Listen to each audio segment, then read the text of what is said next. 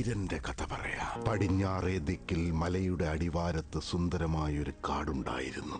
നിഷ്കളങ്കരായ കുറെ മനുഷ്യർ ആ പച്ചപ്പിൽ സന്തോഷത്തോടെ ജീവിച്ചിരുന്നു. തീമഴ പെയ്ത് കാടിന് തീ പിടിച്ചു. തീ ആളിപ്പടർന്നപ്പോൾ ഇടിമുഴക്കങ്ങൾ കേട്ടു. തീ കാട് പിന്നെ ചാരക്കാടായി. അത് പിന്നെ ഒരു ചുടുകാടായി മാറി. എന്താ റേഷനൊക്കെ അവിടെ കൊണ്ടുവച്ചിരിക്കുന്നേ? പോയിക്കോ, പോയി റേഷൻ എടുത്തോ. പാവങ്ങളുടെ ചുടുരക്തം കുടിക്കുന്ന നിർദ്ദയരായ ഭൂതങ്ങൾ, ശരീരം പിളർന്ന മാംസം തിന്നു മതിക്കുന്ന ക്രൂര പിശാചുക്കൾ,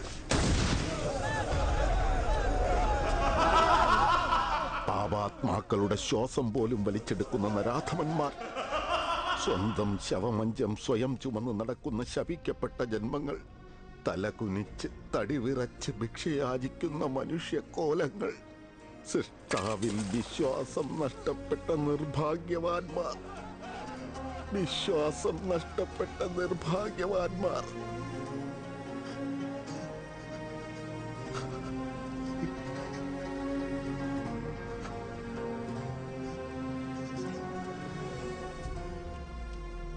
വിധിയുടെ ചങ്ങല മുറിച്ച്, വിധിയുടെ ചങ്ങല മുറിച്ച് നെഞ്ചു വിരിച്ച് അഭിമാനപൂർവം തല ഉയർത്തിയ നിമിഷം മാഹാത്മ്യമേറിയ ഒരമ്മയിൽ നിന്നുള്ള മകന്റെ ജനനം. ഇടതു വലതു വെട്ടി വെന്നി നേടി ഉലകിനെ രക്ഷിക്കാൻ ഒരു അഗ്നിശൈലത്തിനവൾ ജന്മം നൽകി. മാരിമുകിൽ പോലെ പെയ്ത തീത്തുള്ളികളെവിടെ? കാലനവെന്ന മൃത്യുഞ്ജയനെവിടെ?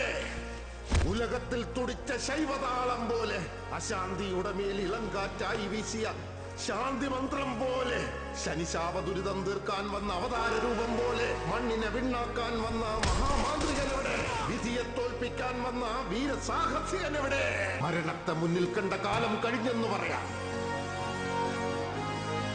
മരണത്തെ തോൽപ്പിച്ച സുൽത്താനെ പോലെ വെടിയുണ്ടയ്ക്ക് മുന്നിൽ പതറാതെ ഉറച്ച കാൽ വെച്ച് മുന്നോട്ട്. എല്ലാവരെയും ഭയപ്പെടുത്തുന്ന ഭയം ഇന്ന് ഭയന്നോടും പതറാത്ത ചുവടോടും മുന്നോട്ട് തന്നെ. വേട്ടക്കാരെ വേട്ടയാടുന്ന മഹാവേട്ടക്കാരൻ വന്നു.